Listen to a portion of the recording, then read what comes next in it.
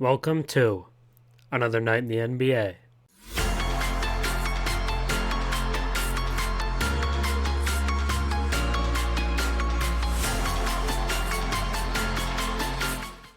This is your 10-minute recap of the last night of NBA hoops. A night with 6 games of NBA action on the schedule.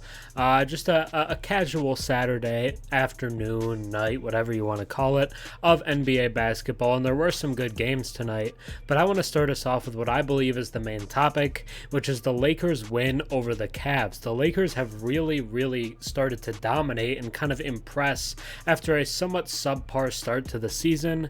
They are now 10-7 on the year, have won 7 of their last 10 games, and are on pace to win 48 games this season. So I think what the Lakers are doing right now is really just a good sign for their season moving forward. And this is a win over a Cavs team that had been pretty hot.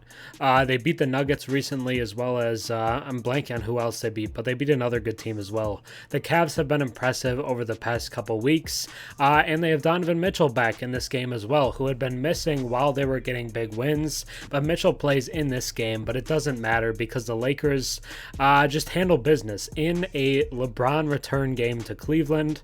And it's not LeBron in this game that really took it over for the Lakers to win it. It was Anthony Davis, who finishes with 32 points, 13 rebounds, 2 steals, 3 blocks, just doing everything for this Lakers team. Shoots 65% from the field as well in the victory. And Anthony Davis was great in this game. This was exactly what you want to see from AD on any given night. This is what you're hoping for when you start the night out, because you know he can be this dominant. He is a walking 30-10 or better.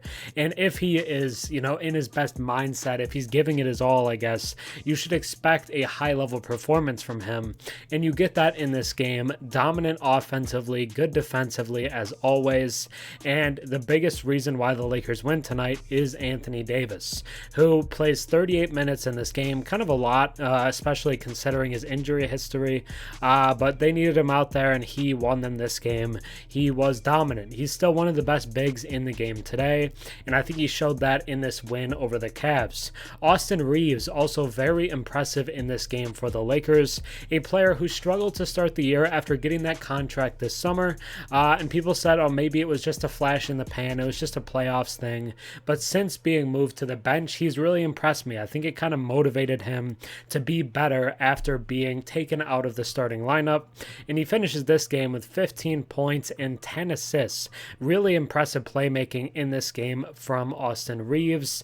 He plays 32 minutes, so does D'Angelo Russell, but D'Lo wasn't feeling it offensively, 4 of 12 from the field, so a lot of the later stretch and the kind of playmaking duties fell on the hands of Austin Reaves, and he was good. 50% from the field, 50% from 3, and like I said, the 10 assists as well as 2 steals. So a very good night for Austin Reaves, who's looking more like what we expected him to look like when we entered this season. Good contributions off the bench in general. The Lakers only go 8 deep in this game, play 3 guys off the bench. Austin Reaves, like I already mentioned. Jackson Hayes goes a perfect 5 for 5 with 10 points, and then Christian Wood has 13 points on 5 of 7. So the efficiency off the bench alone for this Lakers squad tonight was kind of crazy. Like, you just don't see that level of efficiency. Overall, let me do a little quick math here. That would be 14 of 20 for 70%, I believe, from the field for the Lakers bench. You get a bench unit shooting that well, you're probably going to win a lot of games. But LeBron, like I said, wasn't the main engine in this game because he did struggle with efficiency.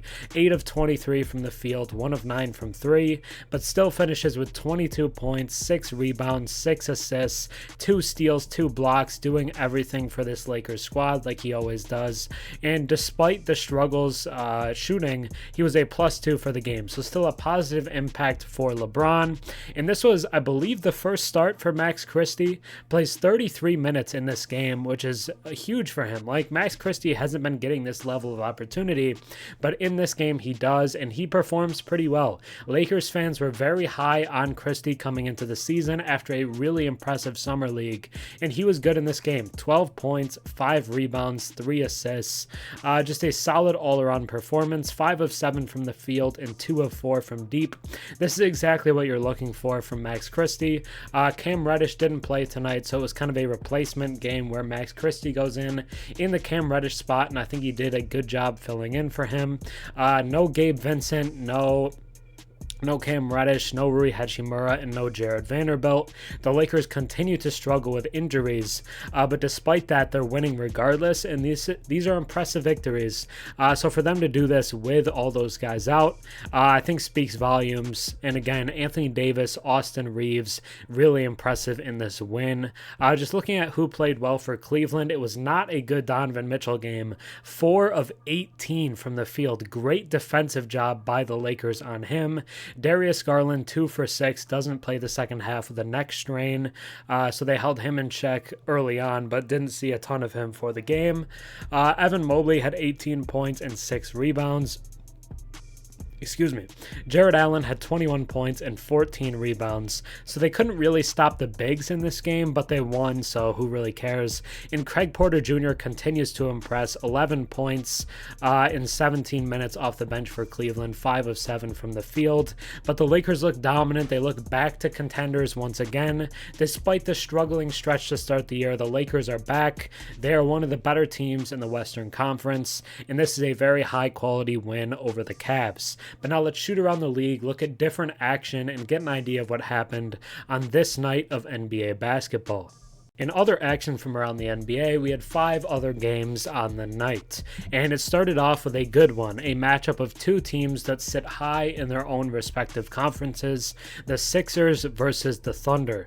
A game where I believe the Thunder were favored, or I think they were, because it was in Oklahoma City. I'm pretty sure the Thunder were favored heading into this game, but the duo of Embiid and Maxey wins this one for Philly.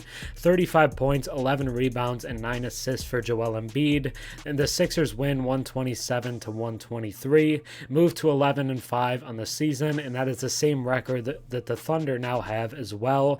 But Chet Holmgren continues to look like the best rookie in the NBA, and he kind of sneakily has an all-star case as a 21-year-old, which is ridiculous. Chet Holmgren in this game, 33 points, 6 rebounds, and 3 blocks. For the season now is averaging 18 points, 8 rebounds, and over 2 blocks per game, while having a true shooting percentage of 70%. He's ridiculously efficient, and it doesn't matter who's on him. Like, he was being guarded by Joel Embiid, who's a very good defender in terms of big men, but that doesn't matter because he's Chet Holmgren. He's going to cook, and he was great in this game. It was kind of a duel of big men, but the Sixers come out on top. The Nets beat the Heat in a game where pretty much every important Heat player didn't play. The Nets win 112-97. Caleb Martin leads the Heat with 22 points and 7 rebounds, and then Cam Johnson puts up 19 points and 10 rebounds for Brooklyn in the victory. Brooklyn gets closer to 500 at 7-8, and the Heat fall to 10-7 on the year. The Hawks beat the Wizards 136-108, showing off why they are right now the second best offense in the NBA. The Hawks put up a lot of points, and they do it consistently, and they did it again in this game. The Wizards, no Jordan Poole in this one, but they probably weren't going to win regardless, if we're being honest. Trae Young, 26 points, 10 assists, and 6 rebounds. And then probably the best player for the Wizards in this game was Jared Butler, who had 13 points. The Wizards do not look good. They are now 2-14 on the year. Atlanta looks really good offensively. They're going to beat a lot of teams, and they're going to put up a lot of points, but on most nights the defense still might be somewhat of an issue. The Jazz beat the Pelicans 105-100 without Lauri Markkanen or Jordan Clarkson, so really impressive win for Utah. Zion Williamson sits out to avoid injury risk, which is lame, but the Pelicans, because of that, lose. Brandon Ingram, 26 points, 6 rebounds, and 8 assists, and then Utah kind of got a lot of contributions from different guys. They had 6 players in double figures, led in scoring by Colin Sexton with 16, but it wasn't like there were anyone that was really standing out for them in this game. Keontae George with 15 points, but shot just 4 of 13. 12 for John Collins. 10 for Simone Fontecchio, who did hit some key shots. But Utah picks up a weird win over a team without Zion, but an impressive win, because I would say going into this game, pretty much no one thought Utah would win it, and they needed it because they've really been struggling, and now they move to 5-11 on the year and try to hope that they can reclaim some of that positive energy they had last season. The Pelicans fall to 9-8 now after being really good lately. They've won a lot of games, and I'm kind of surprised they didn't go all in with Zion to win this one to really continue that momentum they built early in the season. And then we have one last game still going on. The Clippers are playing the Mavs. Clippers up 13 with 10 minutes to go in the fourth quarter. 24 points for Kyrie and 23 for Paul George. I thought James Harden has looked good in the pieces of this game that I've seen, and the Clippers would move to 7-8 with the victory and send the Mavs to 10-6. But now, as I always want to do, let's move into the last segment of the night, which is the top 5 players according to the Real Sports app. I want to do this every night just to give a glimpse of who really impressed and who played well on each night of NBA hoops. And let's just start with number 1, Joel Embiid with 35 points, 11 rebounds, and 9 assists. Anthony Davis coming in at 2 with 32 points, 13 rebounds, and 3 assists. Chet Holmgren at 3 with 33 points, 6 rebounds, and 3 blocks. Trae Young at 4 with 26 points and 10 assists. And then Shai Gilgeous-Alexander at number 5, despite the loss, with 31 points, 6 rebounds, and 5 assists. But that'll do it for this night in the NBA. Another night in the NBA.